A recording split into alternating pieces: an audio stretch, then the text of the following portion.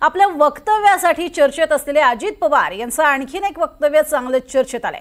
बीडमधल्या सभेत बोलताना अजित पवारांनी शहराचा बकालपणा दाखवताना स्थानिक नेत्यांसंदर्भात एक शिवी घातली होती आणि त्यावरनं आता अजित पवारांनी दिलगिरी व्यक्त केली आहे।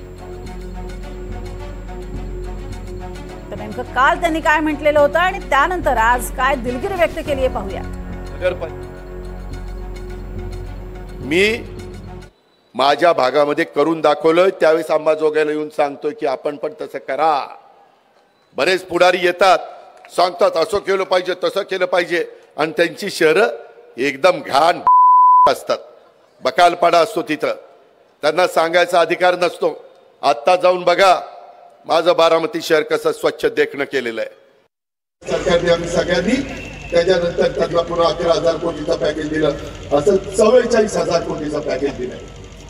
मला काही शेतकऱ्यांनी वेगळं सांगितलं, त्याच्यात कुठं अजून राहिला असेल तर सांगा, आम्ही तुमचे आम्ही ते प्रश्न सोडवण्याच्या करता बसलेलो। आपल्याला विकास साधायचा, जसा आम्ही पिंपरी चिंचवडमध्ये केला, जसा आम्ही बारामतीमध्ये केला, जसा आम्ही इतर ठिकाणी केला। वेगवेगळ्या शहरात जर बकालपणा असेल, मी त्या दिवशी चुकीचा शब्द वापरला विकार म्हणून, तो शब्द मी वापरायला नको होता, त्याबद्दल मी दिलगिरी व्यक्त करतो।